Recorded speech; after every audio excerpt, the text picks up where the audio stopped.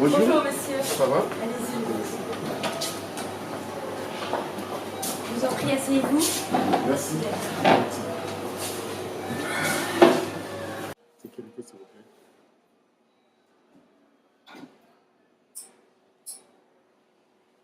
Avec la société qui est sécurité. Bonjour et bienvenue à Café Culture. Aujourd'hui, nous recevons Christian Walongo. Bonjour monsieur Walongo. Bonjour madame. Bienvenue à Café Culture. Merci. Monsieur Walongo, j'entends bien ce que vous dites, mais ne craignez-vous pas que toute cette instabilité entraîne une aggravation de la situation des populations? Effectivement, oui. Je crains, oui. Ma crainte s'explique du fait que même les populations ne peuvent pas voir leur vie s'améliorer dans des conditions d'instabilité politique, économique, tout ça. Vous savez, quand j'ai dit tantôt, la stabilité politique est la base de tout. Parce que l'instabilité politique affecte, et même la stabilité affecte tous les autres secteurs de la vie. Le secteur économique, le secteur social, ainsi de suite. Donc, pour que vous ayez une évolution sociale dans le pays, il faut que vous ayez de la stabilité politique. Pourquoi ? Avec la stabilité politique, vous avez le Parlement qui vote les lois, vous avez le gouvernement qui fonctionne, donc du coup, l'économie est régulée. Nous sommes dans un système, de toute façon, toute économie est régulée. Donc l'économie est régulée, le pays est bien, le pays fonctionne bien. Donc du coup, l'économie peut prospérer, avec bien sûr des politiques économiques et sociales adéquates. Donc, ce que je crains, c'est que nous avons déjà, toutes ces situations-là de l'instabilité politique, à créer une grave crise sociale. C'est-à-dire, d'abord, il y a une fracture sociale, il faut le savoir. Tous ceux qui détiennent le pouvoir, surtout de manière brutale, par des coups d'État, créent des conditions d'exclusivité politique. C'est-à-dire qu'il y a une exclusion sociale. Il y a une partie de la population qui est carrément exclue. Ils occupent tout. Ils créent des conditions de richesse personnelle tout en appauvrissant, au détriment de l'intérêt général. Donc le peuple ne tire pas profit de la richesse nationale. Du coup, il y a la pauvreté qui est là. Il y a la précarité. Donc, du coup, nous vivons, les populations vivent une paupérisation à outrance. Donc, pour cela, moi, personnellement, je propose d'abord, comme je l'ai dit, la stabilité politique. C'est à partir de la stabilité politique que nous allions améliorer tout ça. Nous allions proposer des réformes sur le plan social. Nous allons faire à ce que les travailleurs se retrouvent, que le pouvoir d'achat s'accommode avec les prix sur le marché, que la mobilité sociale soit vraiment une réelle, que les gens vivent réellement une mobilité sociale dans le pays, que les conditions de vie des Congolais, que l'indice de développement humain se sente par l'amélioration des conditions de vie avec la rente pétrolière, avec le bénéfice de l'économie. Je veux créer des conditions d'une vie meilleure parce que vous savez, au Congo, nous avons un problème de fluidité sociale grave. Il faut fluidifier cette société. C'est difficile qu'un enfant d'ouvrier devienne cadre. Tout est verrouillé. Vous voyez, des gens qui détiennent le pouvoir de manière illégale privent les vrais Congolais de leurs droits. Donc nous devons nous battre pour cela. Et la mobilité sociale, intragénérationnelle comme intergénérationnelle, doit se faire. Nous devons éviter le déclassement. Nous devons éviter la démotion sociale. Nous devons éviter la rupture sociale, l'anomie. Tout ça, là, nous le vivons dans notre pays. Et c'est grave.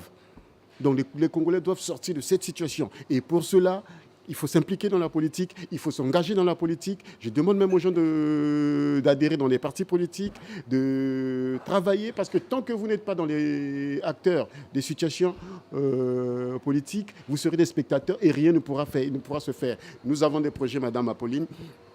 Rassurez-vous, nous allons le proposer aux Congolais et ils vont nous suivre. Nous avons un projet social, nous avons un projet dans l'éducation. Nous devons faire à ce que l'éducation nationale puisse avancer, que les gens puissent aller à l'école. Nous allons réformer ce secteur-là et nous allons créer des bonnes conditions sociales pour que les gens aient l'emploi.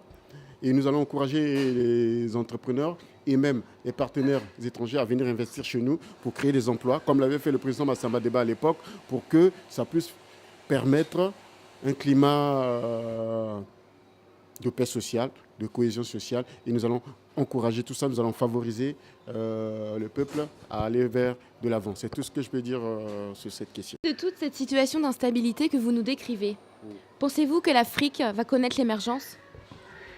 Ah, bonne question. C'est ça. En fait, une instabilité ne peut pas créer les conditions de l'émergence. Ce n'est pas possible. Vous savez, nous avions un ancien président dans notre pays, le président Massamba Deba. Pour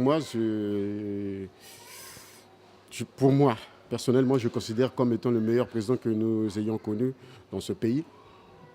C'est d'ailleurs le seul qui a pu construire ce pays. Vous savez, le monsieur a à peu près 12 usines à son actif en 5 ans. Donc, c'est normal, il a bénéficié, lui, par exemple, de la période des 30 glorieuses en Europe, où il y avait le plein emploi. Il a su tirer, vous voyez, profiter de cette situation, de ce climat de croissance mondiale, en Europe et mondiale, pour créer, lui aussi, des conditions de développement, des conditions de plein emploi. Et l'emploi, les Congolais en ont eu au temps du président Massamba Deba. Donc, mais il avait 5 ans, il a fait 5 ans. 5 ans un peu stable. Pas tout à fait stable, mais un peu stable. Et dans 5 ans, le bilan de monsieur est plus que positif. Mais revenons sur votre question, madame. Vous savez, la politique, c'est en fait l'art de gérer la cité.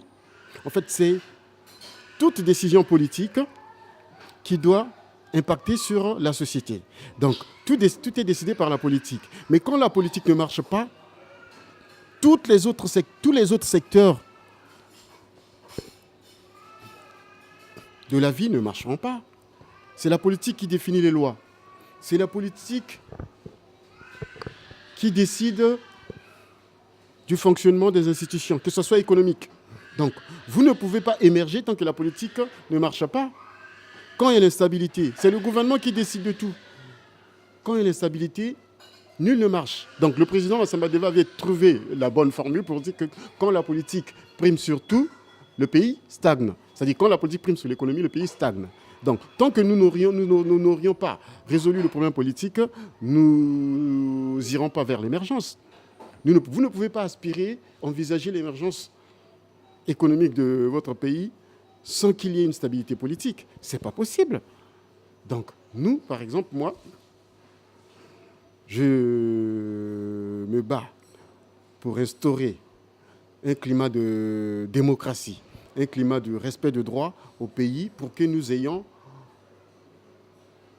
un système politique démocratique qui assure au moins la stabilité par l'alternance, par des élections démocratiques et avec la réforme de l'armée que je viens de dire tantôt, nous pouvons envisager l'émergence à ce moment-là. Donc nous ne pouvons pas créer les conditions de l'émergence tant que nous sommes soumis à de l'instabilité chronique, l'instabilité politique chronique. Ça ne passera pas.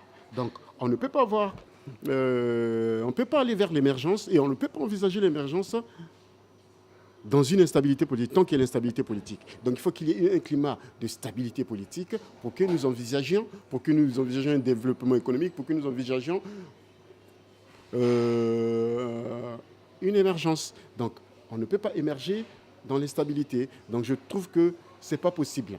Il faut qu'il y ait un climat de stabilité politique pour que nous envisagions, qui puisse nous permettre d'appliquer des politiques économiques favorables à l'émergence. Donc c'est tout ce que je peux dire sur cette question. Je crois qu'on ne peut pas envisager l'émergence de l'Afrique tant qu'il y aura toujours de l'instabilité politique. Donc il faut créer les conditions de la stabilité politique, des conditions de démocratie. Je demande aux Congolais de nous soutenir, nous les politiques, à aller de l'avant. Je demande aux Congolais de faire attention au respect de la loi. Moi, je suis défenseur de la loi. Donc, que nous respections la loi, que nous fassions la promotion du droit. Et d'ailleurs, j'ai oublié de le dire, parmi les réformes dans l'éducation nationale, nous allons instituer l'enseignement du droit dès le lycée général. Chose qui n'est pas faite aujourd'hui. Donc, sachez qu'une fois aux affaires, nous allons instaurer l'enseignement du droit au niveau du lycée général pour que les Congolais apprennent déjà même les b.a.-ba du droit dès le lycée. Parce que moi, personnellement, je ne l'ai pas connu au Congo, mais on le fera. Parce que si les gens ne savent pas ce que c'est la loi, on assistera à des dérives telles qu'aujourd'hui le changement de la Constitution illégale. Donc, il y a eu une crise politique au pays, créée artificiellement par ceux-là qui sont des ennemis du peuple, ceux-là qui ne veulent pas s'intégrer, s'émouvoir dans la voie, dans la démocratie.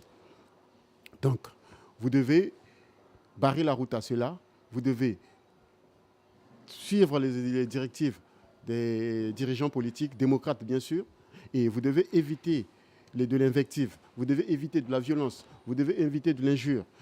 Aimez-vous, partagez-vous. Si vous avez des discussions à faire sur des questions, vous devez créer des espaces de débat, de discussion, et ne vous violentez pas les uns et les autres simplement par des opinions contraires. Donc, mais j'ai oublié encore que les gens le sachent désormais. Au Congo, pour nous, le tribalisme sera considéré comme un délit. Toute personne qui se serait livrée à des actes tribaux relevant du tribalisme caractérisé, ces personnes-là engageront les responsabilités pénales. Ces personnes seront traduites en justice, carrément, comme le droit international définit le racisme comme un crime. Donc, moi, je suis en France, je sais ce que c'est un délit. Le racisme, l'antisémitisme, c'est un délit. Au Congo aussi, le tribalisme deviendra un délit une fois aux affaires. Donc, je remercie le peuple congolais. Restez unis, aimons notre pays et serrons-nous les mains pour l'avenir de nos enfants, pour le futur de notre pays. Ainsi, j'ai terminé, Madame Apolline. Surtout, je ne manquerai pas à vous respecter très gentiment, de m'avoir fait cet honneur de venir boire un café avec vous. Et ça a été vraiment pour moi un honneur que vos internautes me voient un peu. Parce qu'au moins qu'ils découvrent qu'il y a quand même des politiques africains qui émergent et qui fonctionnent dans le sens qui font à ce que l'Afrique aille de l'avant. C'était un plaisir de vous rencontrer. Nous sommes ravis que vous ayez répondu à notre invitation et nous espérons que vous avez été nombreux à suivre l'interview de M. Walongo sur le Congo. Merci et à bientôt. À un régime semi-parlementaire plus accommodant et plus adapté à la politique gouvernementale qu'au régime parlementaire dont la puissance parlementaire, par des combines d'appareils des partis politiques à l'époque, empêchait le fonctionnement des institutions. Donc, nous nous opposons farouchement à cette décision illégale dont je vous dis la juridicité de la décision n'est pas vérifiée. Donc, le régime congolais ou le pouvoir congolais qui a pris cette décision n'a obéi à aucune règle de droit et n'a fait que, comme qui dirait, à sa tête, et foulant au pied toutes les règles et toutes les lois. Et je vous dis que, et à tous les spectateurs, bien sûr, qui me suivent, que c'est une décision illégale. Et, comment dire, dangereuse aussi pour l'avenir du pays et pour notre vivre ensemble. Et ainsi, je crois que je me suis bel et bien expliqué. Vous aurez quand même compris l'essentiel de mon point de vue, madame. Merci, Monsieur Walongo, pour ces explications. À présent, j'ai une seconde question. Celle-ci concerne l'armée. Ne craignez-vous pas l'intervention de l'armée, comme au Burkina Faso, au Congo? Écoutez, l'armée, c'est un grand problème. C'est un grand problème en Afrique. Vous savez, l'armée a été la cause de l'instabilité depuis plus de 50 ans en Afrique, dans la plupart des pays. L'armée a retardé le développement de l'Afrique. L'armée a retardé même, je dirais même, l'émergence de l'Afrique. Vous savez, vous prenez l'exemple de Burkina Faso. Vous voyez un pays qui était déjà dans la marche vers les élections, donc dans la marche de la démocratie.